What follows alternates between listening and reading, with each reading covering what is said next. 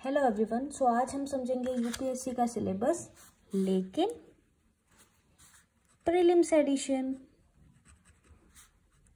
क्योंकि देखिए, मैं 1 मिनट वीडियो तो बना सकती हूँ, लेकिन अगर हम डिटेल में समझेंगे तो बहुत अच्छी तरह से हमको समझ में आएगा।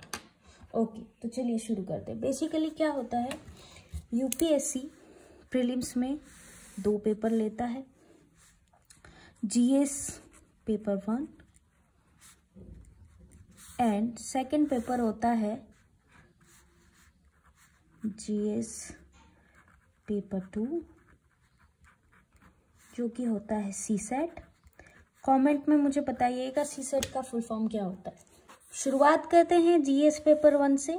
जीएस पेपर 1 में कौन कौन से सब्जेक्ट्स होते हैं पहले हम वो देखेंगे।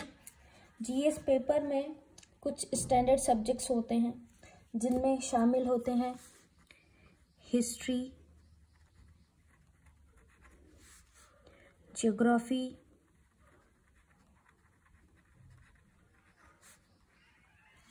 Polity, economy, science and take,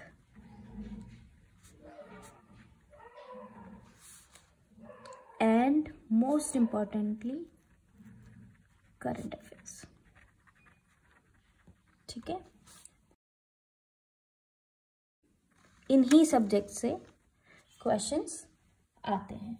ठीक है, अब इसके बारे में थोड़ा समझ लेते हैं। ये पेपर जो होता है ये 200 मार्क्स का पेपर होता है। ठीक है, ये 200 मार्क्स के पेपर में कितने क्वेश्चंस होते हैं? 100 क्वेश्चंस होते हैं।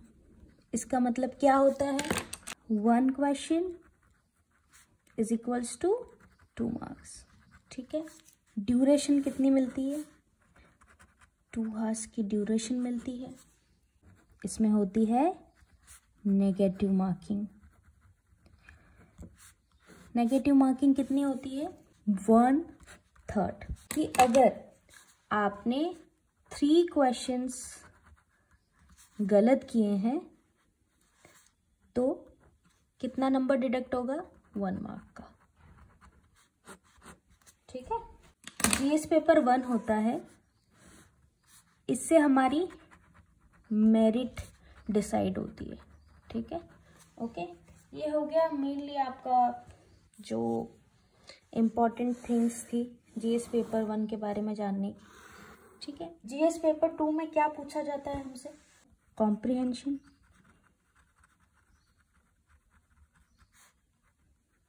Reasoning, mathematics. ठीक है, फिर कुछ सवाल होते हैं जैसे डिसीजन मेकिंग के होते हैं। ओके, और कुछ सवाल होते हैं बेसिक न्यूमरेसी आती है, बेसिक न्यूमरेसी होती है उसमें थोड़ी सी। ठीक है, डाटा इंटरप्रिटेशन,